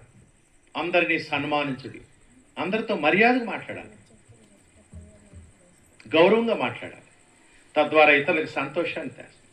అంతేకాదు మనం ఏం చేయాలంటే ఇతరులకు సంతోషం తేవాలంటే ఎఫెసీ 4:29 ప్రకారము అవసరమును బట్టి క్షేమాభివృద్ధికరమైన అనుకూల వచనమునే పలుకుడు గాని దుర్భాష ఏదైనా మీ నోట రాని. మీ ఇంటి పక్క వాళ్ళు హాస్పిటల్లో ఉన్నారు, గుండె ఆపరేషన్ జరుగుతుంది, ఏం చేయాలి? నువ్వు వెళ్ళి అమ్మా నీకు ఆపరేషన్ తెలిసింది, ధైర్యంగా ఉండు, నేను నీ కోసం ప్రార్థన చేస్తున్నా, నువ్వు మంచిగా ఆపరేషన్ జరిగి సక్సెస్గా ఆపరేషన్ చేసుకుని తిరిగి క్షేమంగా ఇంటికి రావాలని నాకు కోరుకుంటున్నానంటే ఎట్టుంటుంది? చాలా సంతోషం. అట్టా కాకుండా ఏందమ్మా నువ్వు ఆపరేషన్ చేసుకుంటున్నావంట, నాకేందో భయంగా ఉందమ్మా, నిన్నే ఒకడు చచ్చిపోయాడు ఆపరేషన్ ఫెయిల్ అయ్యి, నిన్ను చూస్తుంటే నాకేందో ఏమన్నా క్షేమావర్తిని కలిగి చేసే విషయాలా అట్లా ఉండకూడదు. ఏమన్నాడు? అవసరం బట్టి క్షమాభివృద్ధికరణ అనుకూల వచనం పలకండి. ఇంటి ఎదురోళ్ళు మంచి ఇల్లు కట్టుకుంటారు. ఏందమ్మా ఇల్లు కట్టుకుంటున్నారు, ఎక్కడి నుంచి వచ్చిన డబ్బులు దొంగతనం చేశారా ఏంది, మోసాలు, నీకెందుకు వాళ్ళు ఇల్లు కట్టుకుంటారు? ఏమన్నా నువ్వు, మీరు చక్కగా ఇల్లు కట్టుకుంటున్నారు, మంచిగా ఇల్లు కట్టుకొని మీ ఇంట్లో కొత్త ఇంట్లో మీరు ప్రవేశించాలని కోరుకుంటున్నారు. మీకు ఏదైనా అవసరమైతే చెప్పండి, నేను సహాయ శాఖలను. నువ్వు అందరికీ సంతోషాన్ని తేవాలి. నువ్వు ఎందుకు ఆ మనస్సు కలిగి ఉండాలంటే, నువ్వు ఇతరులను ప్రభావితం చేయాలంటే, ఇతరులు దేవుని వైపు, క్రీస్తు వైపు, క్రీస్తు సంఘం వైపు, నిత్యజీవం వైపు నడిపించాలంటే అందరినీ సంతోషపరిచే వ్యక్తిగా నువ్వు ఉండాలి. అందరి క్షేమం కోరుకునే వ్యక్తిగా నువ్వు ఉండాలి. అందరికీ మేలు చేసే వ్యక్తిగా ఉండాలి. అందరినీ గౌరవించే వ్యక్తిగా ఉండాలి. నువ్వు అందరికీ దుఃఖాన్ని, బాధని, వేదన కలుగు చేస్తా ఉంటే నువ్వు ఒక్కడి మంది జీవితంలో మార్చలేవు చచ్చిపోయేదాకా. ఒక వ్యక్తిని నువ్వు ఎప్పుడు ప్రభావితం చేయగలవు? నువ్వు అతనిని సంతోషపెట్టినప్పుడు, అతనికి మేలు చేసినప్పుడు, అతను ఆలోచించడానికి అవకాశం అర్థమవుతుందండి. అంతేకాదు ఏం చేయమన్నాడు దేవుడు మళ్ళీ? 1 తిమోతి 2:1-3 అందరి కొరకు, మనుషులందరి కొరకు ప్రార్థనలు. అంతేకాదు మనం ఎట్లా ఉండాలంట? రోమా 12:15-16 సంతోషించు వారితో సంతోషించాలి, ఏడ్చు వారితో ఏడు. వాళ్ళు అసలే దుఃఖంలో ఉన్నారు, నువ్వు వెళ్ళి తెక్క అనిగిందా మీకంటే, నేను ఇట్టనే జరిగిద్దాం అనుకున్నా, అట్టనే జరిగింది, ఇప్పుడు మీకు అని అంటే వస్తారా? యేసుప్రభు వైపు మారతారా అటువంటి వాళ్ళు? అంటే నువ్వు ఏమన్నాడు? సంతోషించేవారితో సంతోషం, దుఃఖపడే వారితో, అప్పుడు వాళ్ళు మారతారు.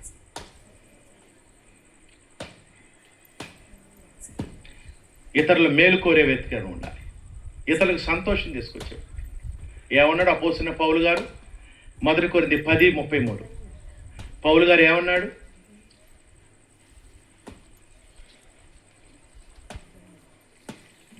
మొదటి కొరింథీ 10:33 ఈలాగు నేను కూడా స్వప్రయోజనమును కోరక, నా కోరికలు, నా ఆశలు, నా ఇచ్చలు, నా ఆనందం కాదంట, స్వప్రయోజనం కోరలా నేను. మరి ఏం చేసావయ్యా? నేను కూడా స్వప్రయోజనం కోరక అనేకులు రక్షింప బడవల్లని వారి ప్రయోజనం కోరుచు అన్ని విషయముల్లో అందరినీ సంతోష పెడుతున్నాను. ఎందుకు? అనేకులు రక్షించాలి. చివరిగా ఇతరులను సంతోషపరిచేటువంటి వ్యక్తి ఎవరంటే మన ప్రభువైన క్రీస్తు. చివరిగా ఈ మాట చెప్పేసి ముగిచేస్తా. తను దుఃఖపడిన, బాధపడిన, ఇతరుల సంతోషం కోరిన వాడు ఎవరు? మన ప్రభువైన క్రీస్తు. లూకా సువార్త 2వ అధ్యాయము, లూకా సువార్త 2వ అధ్యాయం 10వ వచనంలో,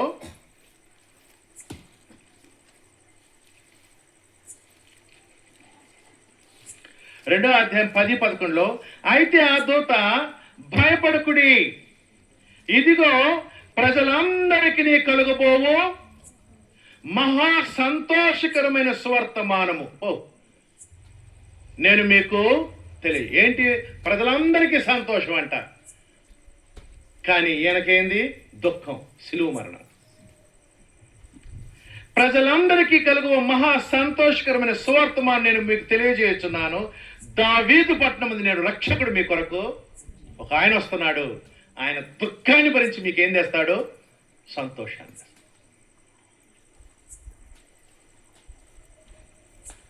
రోమిలకు రాసిన పత్రిక 15వ అధ్యాయంలో మన ప్రభువైన యేసు ఏం చేశాడంట?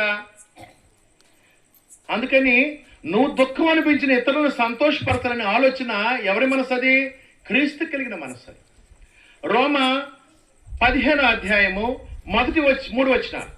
రోమా 15:3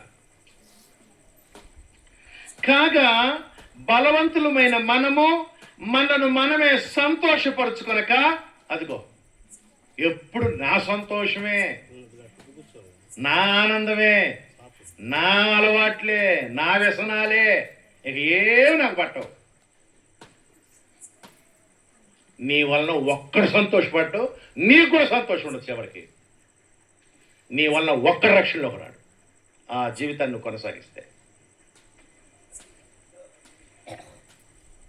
మనమే సంతోషపరచక బలహీన దౌర్బల్యమును భరించుటకు బద్ధులమై ఉన్నాము. తన పొరుగు వానికి క్షేమాభివృద్ధి కలుగు చేయనట్లు మనలో ప్రతివాడును మేలైన దాని యందు అతనిని పొరుగు వారిని సంతోషపరచవలెను. క్రీస్తు కూడా, అదిగోండి, ఇతరులను సంతోషపరిచే మనసు ఎవరిది? క్రీస్తు ప్రభు మనసు. ఏం చేశాడట? క్రీస్తు కూడా తన్ను తాను సంతోషపరచుకోలేదు కానీ నిన్ను నిందించు వారి నిందలు నా మీద పడెను అని వ్రాయబడినట్లు ఆయనకు సమయం. ఏం చేశాడు? ఏమెత్తుకున్నాడు? నీ అప్పు, ఆయన అప్పు, ఆయన అప్పు, ఆయన బిల్లు, కరెంటు బిల్లు, ఈయనప్ప మొత్తం సిలువలో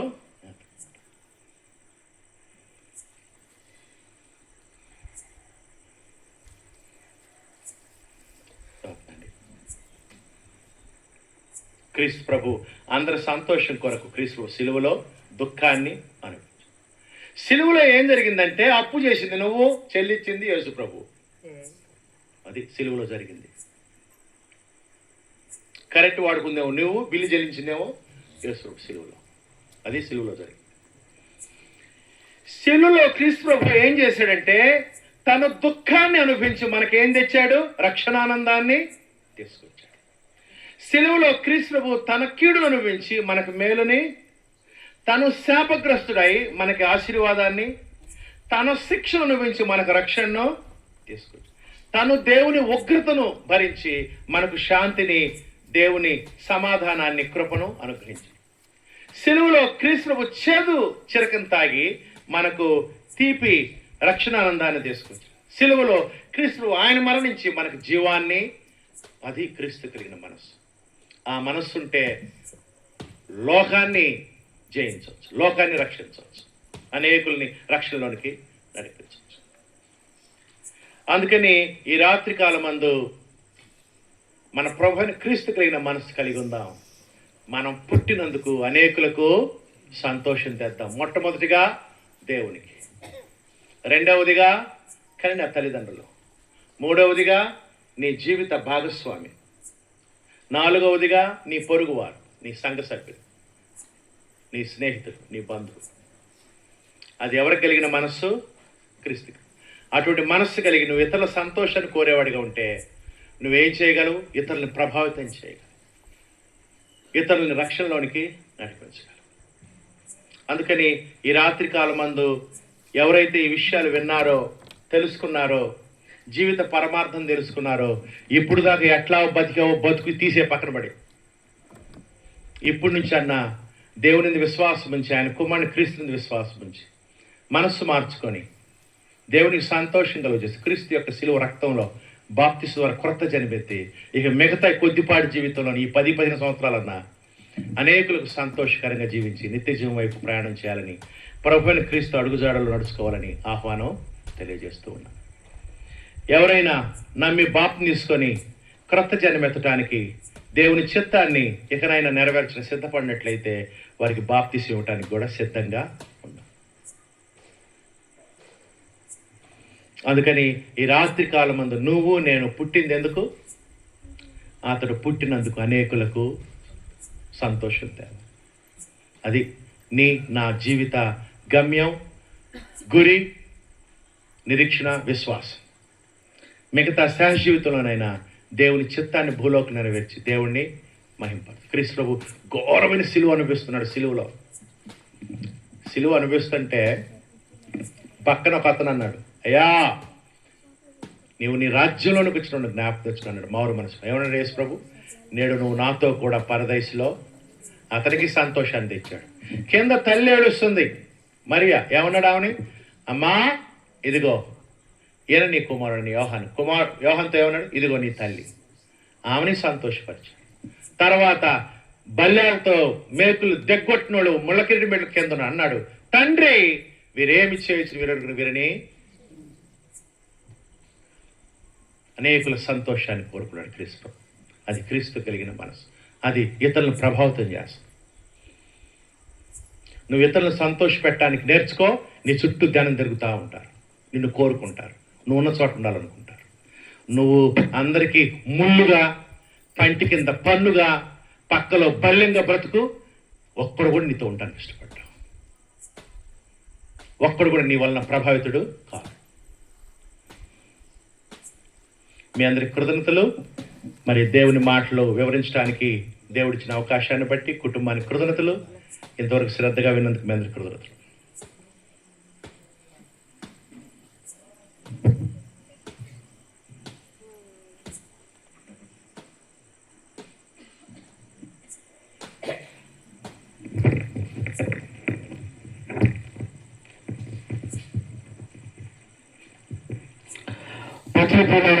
రాత్రికాల సమయంలో దేవుని యొక్క గ్రంథంలో నుంచి శ్రేష్టమైనటువంటి విషయాలు మనకు దైవజనుల ద్వారా అందించబడినాయి.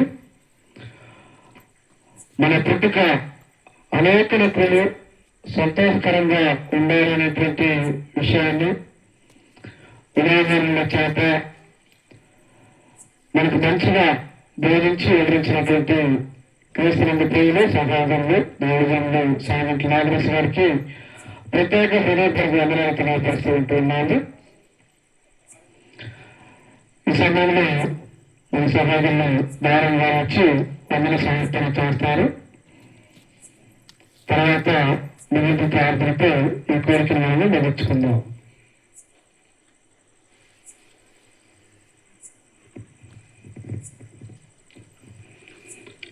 దేవునికి స్తోత్రములు.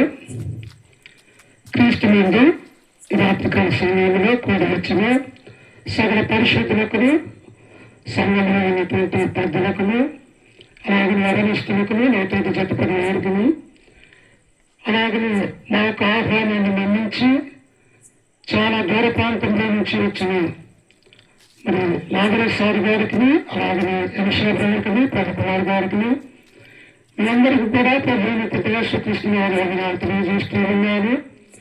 నిజంగా సార్తో నా అనుబంధం వచ్చేసి, నా స్నేహం వచ్చేసి 2004 సంవత్సరం నుంచి నా జీవితంలో నేను యవనకాల దశలో ఉన్నప్పుడు మరి సికింద్రాబాద్ వేలాంగాడు సూర్యనగర్ కాలనీలో సార్ ఉంటూ ఉన్నప్పుడు మన ఏరియాకు కొత్తగా సారు ప్రాంతానికి వచ్చినప్పుడు సారు యొక్క వాక్యాన్ని విని, సారు ఆయన చెప్పినటువంటి ఆ మాటలు విని ఒక మాదిరికరంగా ఎలా జీవించాలో నేను నేర్చుకున్నటువంటి ఆ పాఠాల ద్వారా సార్ దగ్గర నేను బాప్తిసం పొందుకోవటం జరిగినది 2004లో.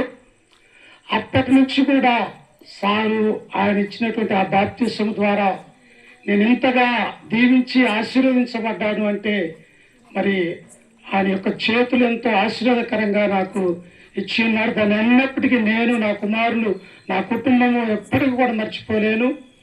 ఆ తదుపరి నేను చిన్నప్పటి నుంచి కూడా సహోదరులు చాసన్న గారు ఆయన వెంబటి అనేక సంవత్సరాల పాటు దేవుని యొక్క వాక్యాన్ని నేర్చుకోవడానికి కారణమైన మొట్టమొదటి వ్యక్తి చాసన్న గారిని కూడా మరొకసారి తెలియజేస్తూ ఆయన కుటుంబానికి, ఆయనకి నా యొక్క వందనాలు తెలియజేస్తూ ఉన్నాను.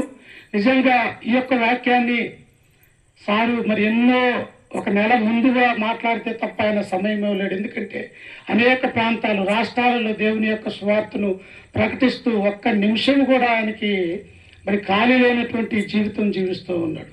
నిజంగా అలాంటి సేవ చేయాలంటే బహుశా ఇండియాలోనే ఎవరూ లేరని నాకు తెలిసినంత వరకు. అంత మంచివారు. దేవుడు ఎలాగైతే యేసుక్రీస్తు వారు ఒక మాదిరి చూపించాడో అలాంటి జీవితం కలిగినటువంటి ఒక పరిశుద్ధుడు, ఉన్నతమైనటువంటి వాడు అని మనందరం కూడా జ్ఞాపకం చేసుకోవాలా.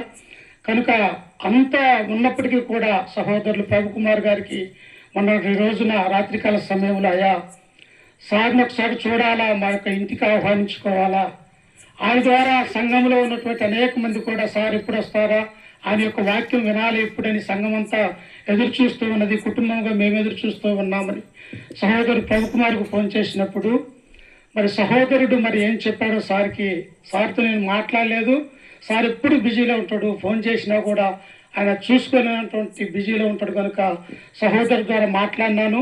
నాకెంతనే మరి ఈ యొక్క సమయాన్ని అనుగ్రహించి ఈ రాత్రికాల సమయంలో ఎంతో కష్టపడి ఆ దుర్గి ప్రాంతం మాచర్ల నుంచి ఆయన కారు నడుపుకుంటూ ఇక్కడికి వచ్చినందుకు మా కుటుంబం తరపున ఎల్లారెడ్డిపల్లి క్రీస్తు సంఘం తరపున మరొకసారి మీకు వందనాలు తెలియజేసుకుంటున్నాను సార్.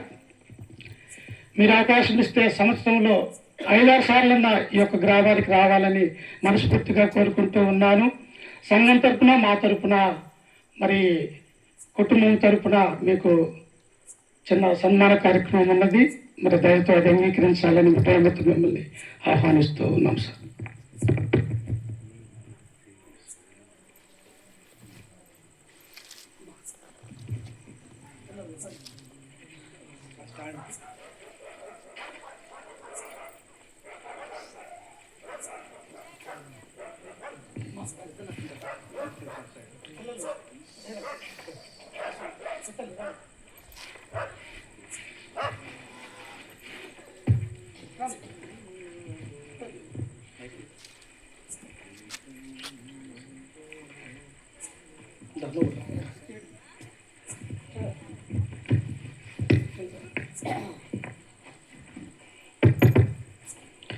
మిత్రులైన సభ్యుల దానం గారు మరి ప్రియులు బహుజనులు సమర్పకులు సాగిట్ లేబరస్ గారిని మరి పూలమాలతోనూ శారీరకతను సన్మానిస్తూ ఆయన చప్పట్లు కొడుతూ వారిని సంతోషపడదాం మనం కూడా.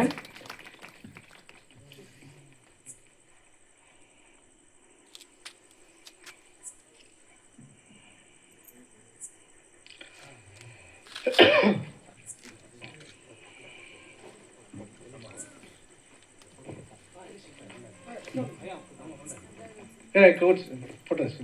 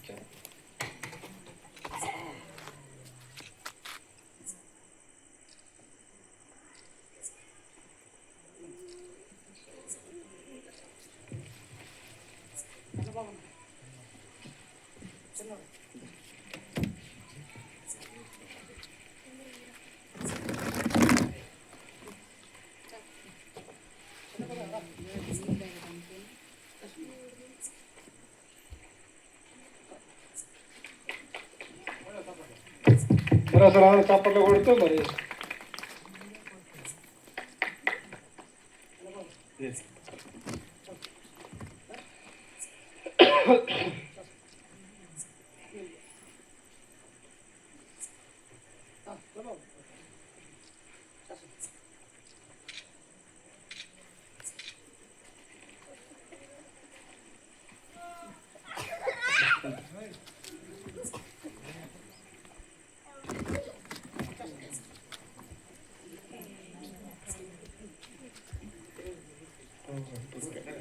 సరే పర్లేదు.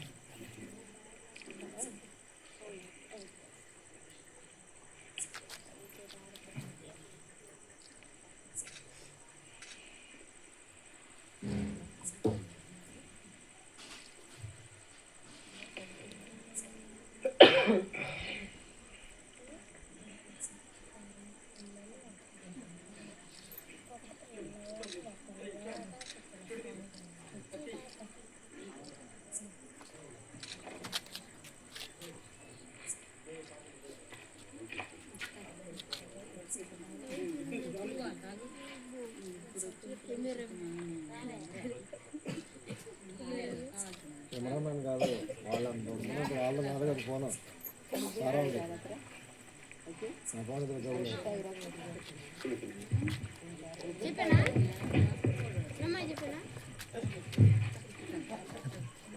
చెప్తున్నా కొంచెం సార్ వాళ్ళు వస్తున్నారు.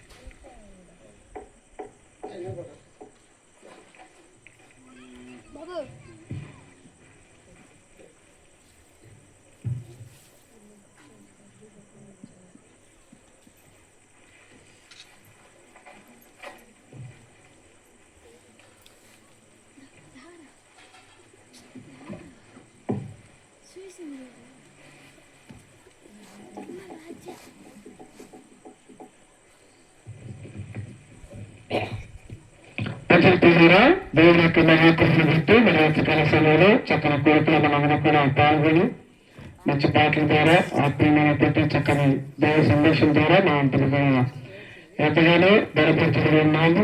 మరి అలాగనే దూర ప్రాంతం నుంచి మరి మన విద్యానికి వచ్చేసినటువంటి ప్రియులకు మరి దానం గారి కుటుంబ తరపున మరి సన్మానించబడినటువంటిది మరి చాలా సంతోషిస్తూ ఉంటున్నాను. వారితో పాటుగా మిమ్మల్ని అందరూ కూడా సువార్థకులుగా సంతోషించాలంటే వారికి వారి కుటుంబానికి హృదయపూర్వకంగా తెలియపరుస్తున్నాము. మరి లేట్ అయినప్పటికీ కూడా మరి నిరుత్సాహపడకుండా అందరి కొరకు మరి సహోదరులు దానం గారు వారి కుటుంబ సమేతంగా భోజనాలు ఏర్పాటు చేయడమే కాబట్టి ముగింపు ప్రార్థనలతో అందరూ కూడా చక్కగా మరి ప్రారంభంగా పాల్గొని భోజనం చేసి మరి దానం గారి కొరకు వారి కుటుంబం కొరకు ప్రార్థించవలసిందిగా మీ అందరికి తెలియపరుస్తున్నాను. మరి అలాగనే మరి రేపటి దినం అందు త్రిపాత్కమైన రాజపాలెంలో సాయకుల కోరిక ఉన్నది. మనకు ఉన్నటువంటి వారందరికీ కూడా మరి ప్రేమపూర్వక ఆహ్వానం తెలియపరుస్తూ ఉంటున్నాము. రేపు ఉదయం మరి 10 గంటలకు సువార్తికుల కోరిక మరి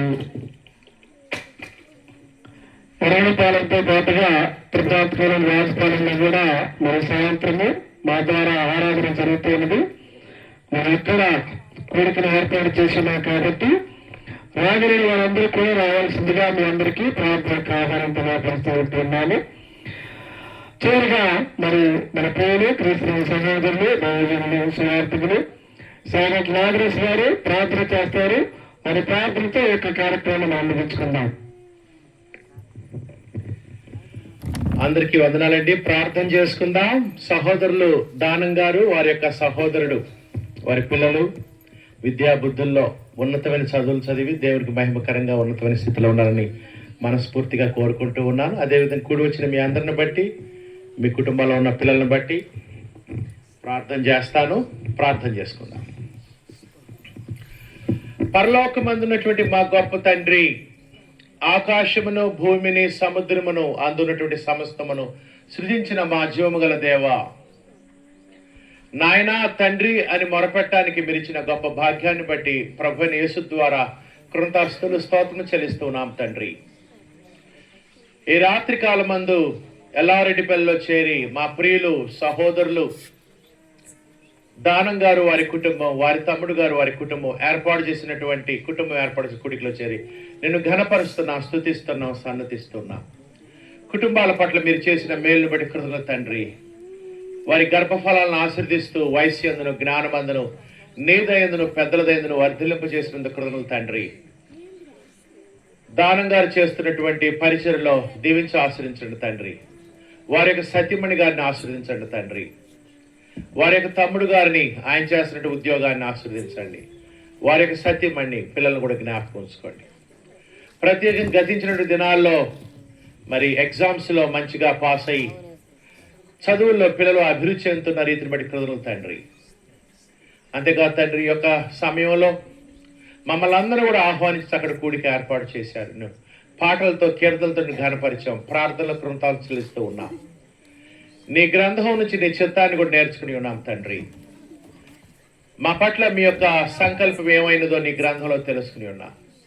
మేము ఈ లోకంలో పుట్టింపబడింది అనేకులకు సంతోషాన్ని తేవటానికి అని మీరు తెలియజేసి మీ కుమారుని క్రీస్తు ద్వారా మాకు మాదిరి జీవితాన్ని కూడా చూపించినందుకు కృతజ్ఞతలు తండ్రి.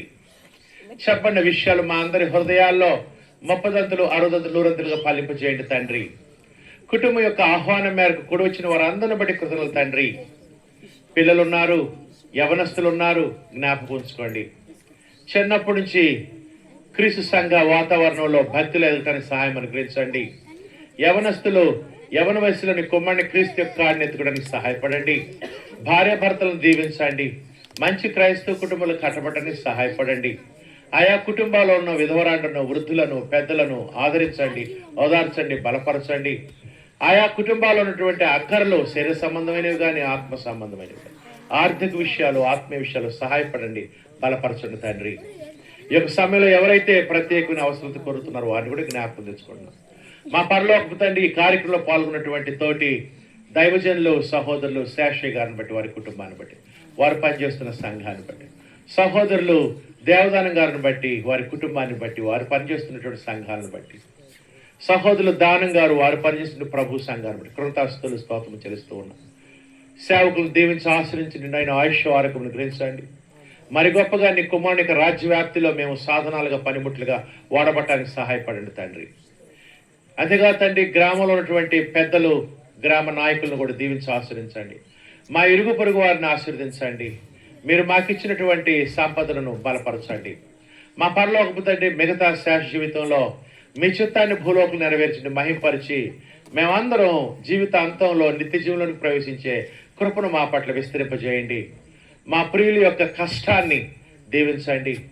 వారి యొక్క ప్రయాసం పిల్లలకు, కుటుంబాలకు, సంఘానికి ఆశీర్వదకరంగా ఉంచమని కోరుతూ ఉన్నాం. ఆయా గృహాల్లో ఇంకా ఎవరైతే నీ చిత్తం మేరకు నీకు దూరంగా నీ సన్నిధిలో రాకుండా ఉన్నారో వారి కొరకు ప్రార్థన చేస్తూ ఉన్నాం.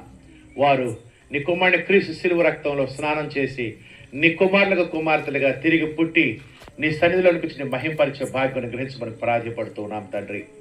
ఈ రాత్రి కాలం ముందు కూడికి రాలేక వెనుకబడిన వారు కూడా జ్ఞాపకం ఉంచుకోండి. ఈ కార్యక్రమాలు ముగించుకుని మేము తిరిగి వెళుతున్నగా సహాయపడండి. కూడి వచ్చిన మా అందరికీ ప్రేమతో కుటుంబ సభ్యులు ఏర్పాటు చేసిన ఆతిథ్యము కుటుంబానికి దీవెనకరంగా ఉంచండి. మేము కూడా ఇతరులకు ఆతిథ్యం చేసే మనసు అనుగ్రహించండి తండ్రి. ఈ కార్యక్రమాలు ముగించుకుని తిరిగి మా యొక్క గమ్యాలకు చేరుతుండగా నీ ప్రేమ, శాంతి, సమాధానము మా ఆత్మలకు సదాకాలము తోడుగా ఉంచమని మరొక సమయంలో మరొక కుడికలో చేరి ఇంకొన్ని విషయాలు నీ గ్రంథం నుంచి నేర్చుకునే భాగ్యాన్ని గ్రహించమని, ఈ రాత్రికాల దేవుని మాతో ఉంచమని, క్షేమమైన నిద్ర అనుగ్రహించి మరొక శుభోదయాన్ని, సూర్యోదయాన్ని చూచి నేను మహింపరిచే గొప్ప భాగ్యం మా అందరి జీవితాల్లో ప్రసాదించమని ప్రభు అయిన యేసునామములో కృతజ్ఞతాపూర్వకంగా ఈ ప్రార్థన అడుగుతున్నాం తండ్రి. అందరికి కూడా హృదయపూర్వకంగా హైదరాబాద్ వస్తే మా దగ్గరికి రండి. మీ పిల్లలు, మనవాళ్ళు, మనవాళ్ళు చదువుతున్నారు కాబట్టి మా దగ్గరికి పంపించండి. అక్కడ కూడా సంఘం ఉన్నది. తప్పకుండా మిమ్మల్ని అందరూ ఆహ్వానిస్తూ ఉన్నాను. మధ్యలో ఉండి మీరు అందరూ కూడా మరి వాళ్ళు కూర్చుంటే మీ వద్దకు బాగా ఉంటుంది.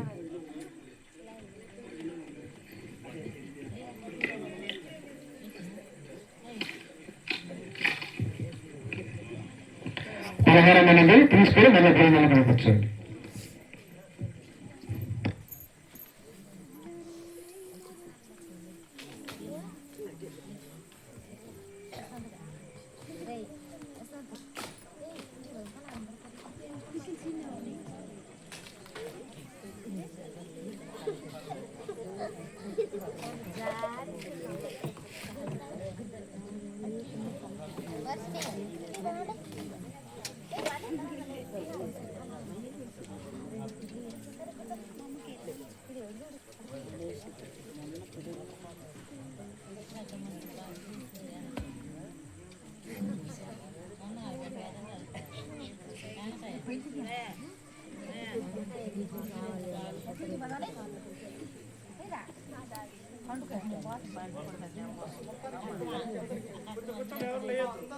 భోజనాలు అందరికి